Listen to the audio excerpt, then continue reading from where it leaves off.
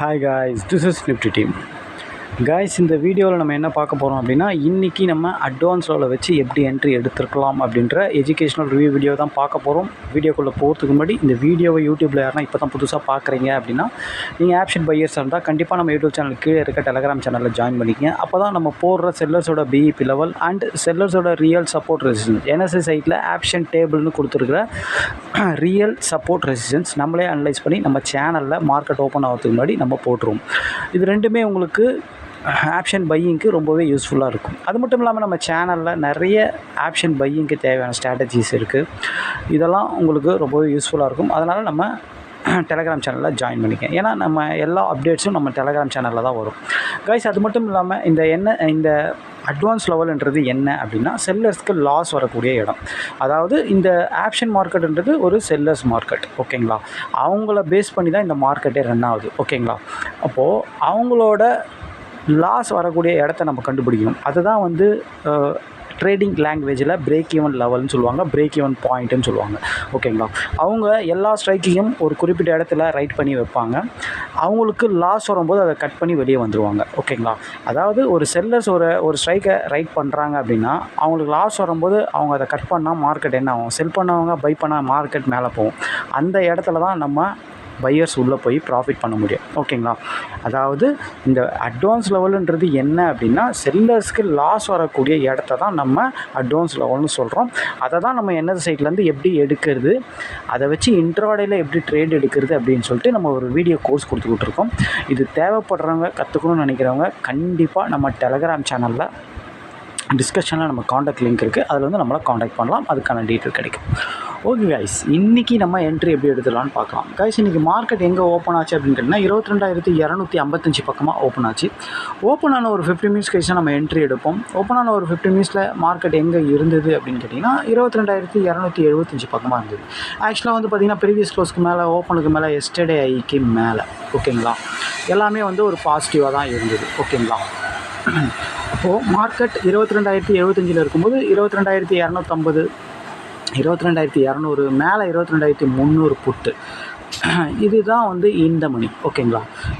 நம்ம பார்த்திங்கன்னா 22,200 அப்படின்ற கால் ஆப்ஷனை தான் நம்ம சூஸ் பண்ணோம். ஏன்னா மார்க்கெட் பாசிட்டிவ், ஓகேங்களா. நெகட்டிவாக இருந்தால் நம்ம புட்டை பார்க்கலாம், பாசிட்டிவாக இருக்கிறதுனா நம்ம காலை தான் போய் பார்த்தோம் ஃபஸ்ட் ஆஃபில்.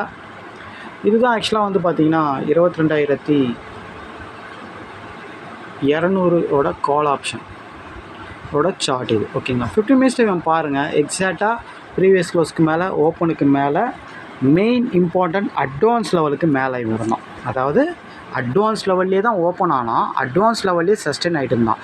ஒரே ஒரு மைனஸ் இதில் என்னென்னா மார்க்கெட் பாசிட்டிவாக இருந்தது, ஆனால் எஸ்டர்டே ஐக்கு மேலே, ப்ரீவியஸ் க்ளோஸ்க்கு மேலே, ஓப்பனுக்கு மேலே எல்லாமே பாசிட்டிவ். இவனும் அதே மாதிரி தான் இருந்தான். ஆனால் எஸ்டர்டே ஐயை இவன் பிரேக் பண்ண முடியல, ஓகேங்களா. ஒரு ப்ரீமியம், அதாவது ஒரு மார்க்கெட் எஸ்டர்டே தாண்டுதுன்னா ப்ரீமியமும் தாண்டணும். அப்படி தாண்டலை அப்படின்னா கண்டிப்பாக அது வீக் ஆகுதுன்னு அர்த்தம். எப்போ வேணால் அது ரிட்டர்ன் ஆகும் அப்படின்ட்டு தான் அர்த்தம், ஓகேங்களா. அப்போ இவனை எடுக்கலாமா அப்படின்னு கேட்டால் கண்டிப்பாக இவன் ஓப்பனுக்கு மேலே, ப்ரீவியஸ் க்ளோஸ் மேலே, அட்வான்ஸ் லெவலில் சப்போர்ட்டில் இருக்கும்போது இவனை எடுக்கலாம். ஏன் அப்படின்னா இவனோட ஆப்பனண்ட் வீக்காக இருந்தான். இவனோட ஆப்பனண்ட் யார் அப்படின்னா இவன் மேலே போக விடாமல் தடுக்கிற 22,250 புட்டு, 22,300 புட்டு. அவங்க எல்லாமே yesterday low market yesterday break ஆகுதுன்னா புட்டு ஆப்ஷன் எஸ்டர்டே லோலாம் பிரேக் பண்ணிவிடுவான், ஓகேங்களா. எஸ்டர்டே லோ பிரேக் பண்ணி ப்ரீவியஸ் க்ளோஸ்க்கு ஓப்பன், அந்த சிம்டம்ஸில் தான் அவன் இருந்தான். அதனால தான் இவனை நம்ம இங்கே எடுத்தோம். ஆனால் இவனுக்கு டார்கெட் எப்படி ஃபிக்ஸ் பண்ணோன்னா இவன் எஸ்டர்டேயை தாண்டாதனால கண்டிப்பாக இவன் எஸ்டர்டே வரைக்கும் போய் திரும்புறதுக்கு தான் அதிகமாக வாய்ப்பு இருக்குது. அடுத்தது இவன் உடைப்பானா உடைக்க மாட்டானான்றது நம்மளுக்கு தெரியாது. உடச்சி மேலே போய் திரும்பி புல் பேக் வந்தோன்னா நம்ம நெக்ஸ்ட் என்ட்ரி எடுக்கலாம். ஆனால் நம்ம ஃபஸ்ட் ஆஃபில் இந்த என்ட்ரி எடுத்தோம் அப்படின்னா கண்டிப்பாக எஸ்டர்டே ஐ வரைக்கும் தான் டார்கெட் வைக்கணும், ஓகேங்களா. அதாவது 115ன்றது 120 அந்த மாதிரிலாம் எடுத்தால் கூட எஸ்டர்டே ஐ பார்த்திங்கன்னா 148 அப்படின்ட்டு இருக்குது, ஓகேங்களா. கிட்டத்தட்ட ஒரு 28-30 பாயிண்ட் கிட்டே இருக்குது, ஓகேங்களா. அதனால் நம்ம இங்கே 115ல் கரெக்டாக பாருங்கள் புல் பேக்கும் ஆகுது, ஓகேங்களா. எடுத்தால் நம்மளோட டார்கெட் 30 பாயிண்ட்லாம் கிடையாது, 15 பாயிண்ட், அடுத்தது ஒரு 15 பாயிண்ட் தான் நம்ம எப்போவுமே வைப்போம். எதனால் நம்ம அந்த 15 பாயிண்ட்டை ஃபிக்ஸ் பண்ணியிருக்கணுன்றது உங்களுக்கு இப்போ நல்லா தெரிஞ்சிருக்கும். 15 பாயிண்ட்டுன்றது கூட நீங்கள் சில மார்க்கெட்டில் சில இடத்துலலாம் 12 பாயிண்டில் கூட வெளியே வரலாம். 15 பாயிண்ட் வரைக்கும் வெயிட் பண்ணலாம் அவசியமே கிடையாது. அதில் நீங்கள் பர்ஃபெக்டாக 12 பாயிண்டில் பர்ஃபெக்டாக வெளியே வர கற்றுக்கிட்டிங்கனாலே லாட்டை இன்க்ரீஸ் பண்ணி நீங்கள் ஈஸியாக ஒரு சூப்பரான கன்சிஸ்டண்டான ப்ராஃபிட் டெய்லி பண்ண முடியும். ஓகேங்களா, அதை நீங்கள் ப்ராக்டிஸ் பண்ணிங்க. ஓகேங்களா, 15 பாயிண்ட்ன்றது நம்ம சொல்கிறோம், ஆனால் 12 பாயிண்ட் கிடைச்சாலும் நீங்கள் வெளியே வந்துடலாம். ஓகேங்களா, ஓகே. அப்படி பார்க்கும்போது மார்க்கெட் வந்து நீங்கள் 115 எக்ஸாக்டாக நீங்கள் இங்கே ஒரு 15 மினிட்ஸில் மார்க்கெட் இங்கேருந்து புல் பேக்கில் நீங்கள் இங்கே என்ட்ரி கொடுத்துருந்தீங்க அப்படின்னா கண்டிப்பாக 115 145 ஒரு 30 பாயிண்ட் போச்சு. கண்டிப்பாக இதில் 25 பாயிண்ட் நம்ம பிடிச்சிருக்க முடியும். அட்லீஸ்ட் 20 பாயிண்ட்டாச்சும் பிடிச்சிருக்க முடியும், இல்லை 15 பாயிண்ட்டாச்சும் பிடிச்சிருக்க முடியும். ஓகேங்களா, இதுதான் ஃபஸ்ட் ஆஃப் ட்ரேடு. ஏன்னா மார்க்கெட் எஸ்டர்டேயை தாண்டி ப்ரீமியம் தாண்டாத காரணத்தினால கண்டிப்பாக எஸ்டர்டேயை தாண்டது கொஞ்சம் கஷ்டம்தான். ஓகேங்களா, அவன் தாண்டினா 15 மினிட்ஸே தாண்டணும். அப்போ தான் ஒரு ப்ரீமியம் ஸ்ட்ராங்காக இருக்குதுன்னு அர்த்தம். அது மீறி அவன் தாண்டலை, ரொம்ப நேரம் பெண்டிங் ஆகுது அப்படின்னா ப்ரீமியம் ரொம்ப வீக்காக இருக்குது, டிமாண்ட் இல்லை அப்படின்னா அர்த்தம்.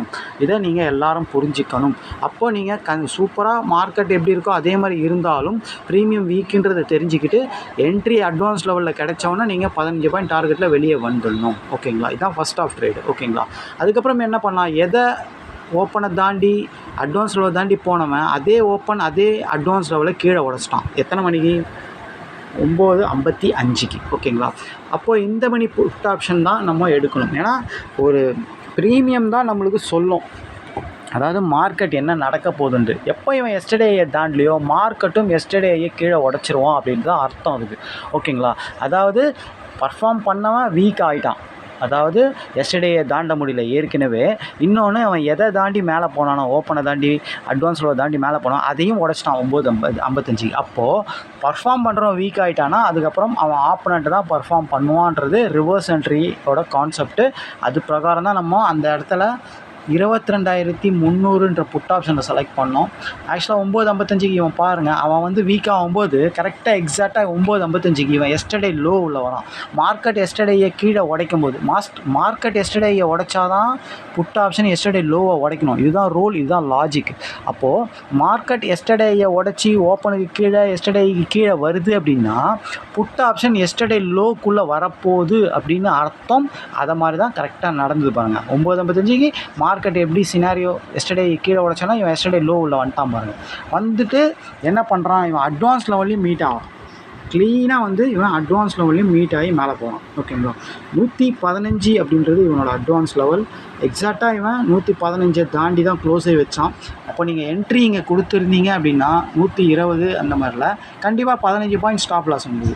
120 கொடுத்துருந்தீங்கன்னா 105 தான் ஸ்டாப் லாஸ். இதுதான் வரும் உங்களுக்கு ஸ்டாப் லாஸ். அதாவது இந்த எஸ்டர்டே லோவுக்கு கீழே தான் உங்களுக்கு ஸ்டாப் லாஸ் வரும். நீங்கள் 120 என்ட்ரி கொடுத்துருந்தீங்கன்னா ஃபஸ்ட் டார்கெட் செகண்ட் டார்கெட் தான் நம்மளுக்கு மெயின். ஆனால் மார்க்கெட் போனதோ 120 200 வரைக்கும் போயிட்டான் அவன் எக்ஸாக்டாக. ஓகேங்களா, கிட்டத்தட்ட 80 பாயிண்ட்டு. நம்மளுக்கு அவ்வளோ பெரிய பாயிண்ட்லாம் தேவையில்லை. ஃபஸ்ட் டார்கெட் செகண்ட் டார்கெட் தான். அதை நீங்கள் என்ட்ரி கொடுத்துருந்தீங்க அடுத்த ஃபஸ்ட்டு கேண்டில்லே அது கொடுத்துட்டான். 155 வரையும் கொடுத்தான், 35 பாயிண்ட் கொடுத்தான். எப்போதுமே வந்து ஒரு ட்ரெண்ட் என்ட்ரியோட ஒரு ரிவர்ஸ் என்ட்ரி ரொம்ப ஸ்ட்ராங்காக இருக்கும் அப்படின்றத நம்ம நிறைய வாட்டி சொல்லியிருக்கோம். ஏன் அப்படின்னா ஒரு ட்ரெண்டை மாற்றி மார்க்கெட் எடுத்துகிட்டு போகிறான் அப்படின்னா அந்த இடத்துல வந்து செல்லர்ஸ்க்கு பயங்கர லாஸ் வருது. அந்த ட்ரெண்டு மாறும்போது அவங்க லாஸை கவர் பண்ணும்போது மார்க்கெட் ரொம்ப ஃபாஸ்ட்டாக போகுன்றதை இந்த இடத்துல நீங்கள் புரிஞ்சிக்கணும். ஓகேங்களா, அதனால தான் சில பேர் ரிவர்ஸ் என்ட்ரியை மட்டும் கான்சன்ட்ரேட் பண்ணி பண்ணுவாங்க, சில பேர் ட்ரெண்ட் என்ட்ரியை மட்டும் பண்ணுவாங்க, சில பேர் ரேஞ்ச் மார்க்கெட்டில் பண்ணுவாங்க.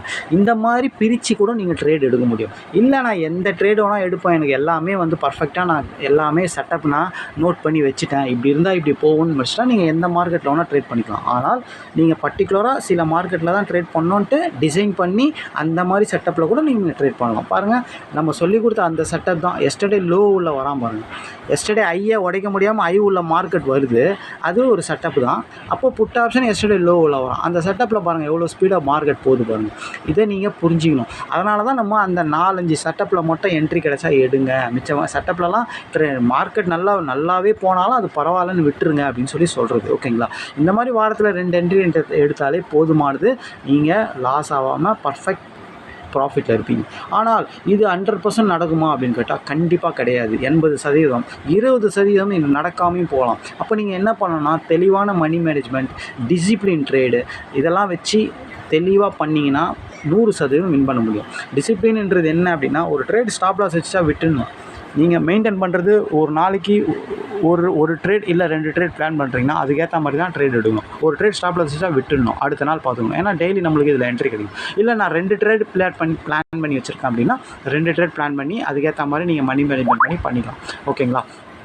மற்றபடி நீங்கள் இதில் தெளிவாக வந்து பொறுமையாக இருந்து என்ன நடக்குது மார்க்கெட்லன்னு பார்த்து யார் ஸ்ட்ராங்காக இருக்கா, யார் வீக்காக இருக்கா, ஸ்ட்ராங்காக இருக்கிறவன் வீக்கானால் என்ன நடக்குது, வீக்காக இருக்கிறவன் ஸ்ட்ராங்கானால் என்ன நடக்குது, ஓகேங்களா? ஒரு ட்ரெண்டில் எப்படி மார்க்கெட் போகுது, ஒரு ரிவர்ஸில் மார்க்கெட் எப்படி இருக்குது அப்படின்றதெல்லாம் தெளிவாக நோட்ஸ் எடுத்து க்ளீனாக பண்ணுங்கள். அவ்வளோ கூட நீங்கள் போக தேவையில்ல, நம்ம சொல்லிக் கொடுத்த அந்த செட்டப்பில் பண்ணாலே போதுமானது. ஓகேங்களா? எஸ்டர்டே ஐ பிரேக் ஆகாமல் ஐ உள்ள வருது, எஸ்டர்டே லோ பிரேக் ஆகாமல் லோ உள்ளே வருது. அதுக்கப்புறம் மார்க்கெட் வந்து எஸ்டர்டே ஐயை தாண்டி இருக்கும், ஆனால் ஓப்பனுக்கு கீழே இருக்கும். அந்த மாதிரி மார்க்கெட்டில் ரேஞ்ச் ஆகும் மார்க்கெட்டு. இந்த மாதிரி செட்டப்லலாம் நீங்கள் தெளிவாக பொறுமையாக இருந்து ட்ரேட் பண்ணி ப்ராஃபிட் பண்ணுங்கள். ஓகேங்களா? இப்போது இன்றைக்கி மார்க்கெட்டில் இப்படி தான் கைஸ் எடுத்துக்கணும். ஒரு ட்ரெண்ட் என்ட்ரியில் ஒரு 25 பாயிண்ட் கொடுத்தான், ஆனால் ரிவர்ஸ் என்ட்ரியில் அதுக்கு 3 மடங்கு ப்ராஃபிட் கொடுத்துருக்கான். 2 என்ட்ரியுமே நம்ம எடுத்துகிட்டு, ஏன்னா நம்மளோட டார்கெட்டே 15 பாயிண்ட் தான். இதில் வந்து அதாவது நம்ம லெவலில் மீட் ஆச்சுன்னா கண்டிப்பாக 15 பாயிண்ட் 12 பாயிண்ட் கொடுக்காம ரிட்டர்ன் ஆகாது மார்க்கெட்டு. ஓகேங்களா? அதனால் அந்த டார்கெட்டில் நீங்கள் வெளியே வரணும், அது மெயின். ரொம்ப இது எப்போதுமே ஒரு ஆப்ஷன் ட்ரேடிங்கில், அதாவது நீங்கள் எடுக்கிற ஒரு என்ட்ரியை ஹோல்டு பண்ணுறதோ வச்சு பார்க்குறதோ ரொம்ப நேரம் அது உள்ளே வெயிட் பண்ணிடுறதோ அந்த மாதிரிலாம் இருக்குது. ஒரு என்ட்ரி எடுத்திங்கன்னா மேக்ஸிமம் ½ தான் டைமே உங்களுக்கு. ஓகேங்களா?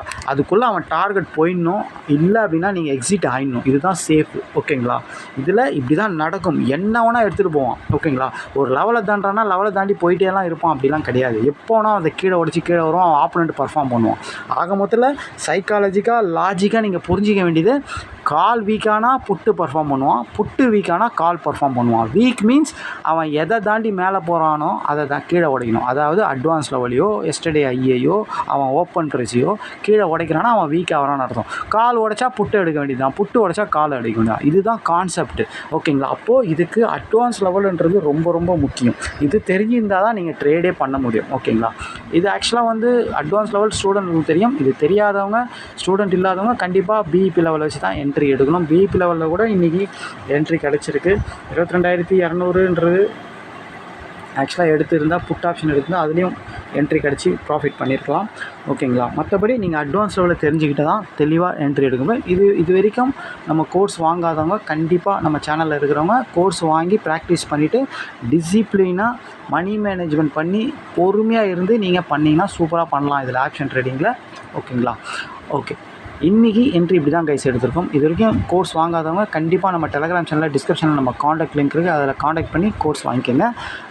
அது உங்களுக்கு ரொம்பவே யூஸ்ஃபுல்லாக இருக்கும். ஓகே கைஸ், நாளைக்கு வீடியோவில் பார்க்கலாம். தேங்க்யூ, பாய்.